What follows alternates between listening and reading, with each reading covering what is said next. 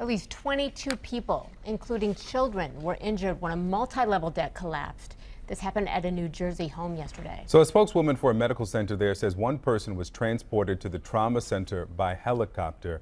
CNN's Polo Sandoval is following this. Polo, what have you learned overnight? Hey guys, looking at the map there, you could see that this deck collapse happened in the resort city of Wildwood in the New Jersey coast. It was a very busy weekend for many families enjoying the last bit of summer here when authorities were called out to this deck collapse yesterday evening, rushing to the aid of not just children, but the firefighters even rushing to the aid of some of their own. You see, this was the scene of the New Jersey's annual firefighters convention, so we're told that a majority of the injured are firefighters and some of their family. And when you look at these pictures, it's incredible that already at least half of the roughly 22 people injured, including the children, have already been released. And then you hear the description from witnesses and what happened yesterday.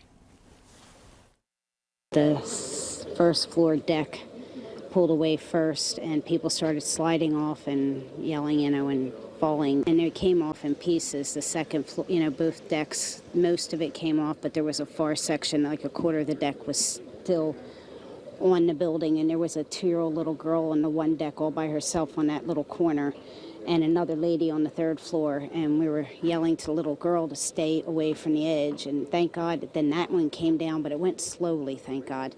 And men, as it went down, she slid off, and there were men there to grab it. You've seen some of those affiliate pictures showing that pile of debris. Let's give you some perspective now to show you exactly what it looked like before these decks came crashing down. CNN finding an image on Google Street View. Important to point out that we have not been able to confirm it yet with authorities, but it does closely match the images that we have seen that have been coming from our affiliates and teams on the ground there since yesterday evening. When you see them side by side, it really does give you a better look and a better idea of the devastation that was left behind. The question exactly, how did this happen? Were there perhaps too many people on those decks? That is all going to be what investigators are going to be asking today as they try to find out exactly what happened yesterday in New Jersey. I am here today not because I want to be. I am terrified. I am here because I believe it is my civic duty to tell you what happened to me while Brett Kavanaugh and I were in high school. Less than 2 weeks ago, Dr. Ford publicly accused me of committing wrongdoing at an event more than 36 years ago when we were both in high school.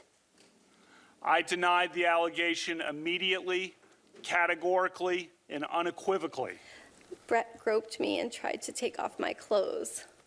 He had a hard time because he was very inebriated and because I was wearing a one-piece bathing suit underneath my clothing. I believed he was going to rape me. I tried to yell for help. When I did, Brett put his hand over my mouth to stop me from yelling. This is what terrified me the most and has had the most lasting impact on my life.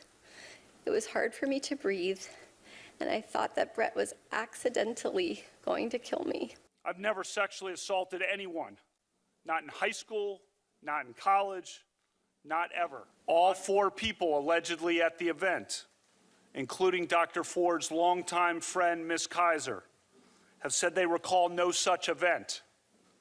Her longtime friend, Ms. Kaiser, said under penalty of felony that she does not know me and does not believe she ever saw me at a party ever. I don't expect that PJ and Leland would remember this evening. It was a very unremarkable party. It was not one of their more notorious parties because nothing remarkable happened to them that evening. They were downstairs. This whole 2-week effort has been a calculated and orchestrated political hit, fueled with apparent pent-up anger about President Trump and the 2016 election, fear that has been unfairly stoked about my judicial record, revenge on behalf of the Clintons, and millions of dollars in money from outside left-wing opposition groups. I have been accused of acting out of partisan political motives. Those who say that do not know me. I am an independent person and I am no one's pawn. My family and my name have been totally and permanently destroyed by vicious and false additional accusations. Apart from the assault itself, these past couple of weeks have been the hardest of my life. I've had to relive this trauma in front of the world.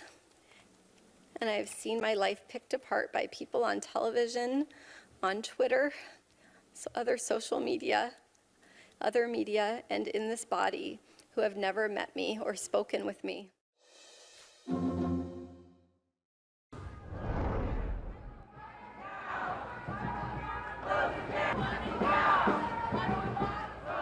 You're looking at a protest on Fifth Avenue in New York organized by the Close the Camps NYC coalition.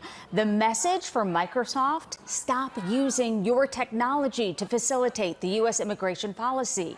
The anti-ICE demonstrators shut down Fifth Ave, Microsoft store for the day, blocking the entrance to the store. The NYPD says 76 people were taken into custody. Microsoft said back in June that it's, quote, not working with the U.S. government on any projects related to separating children from their families at the border.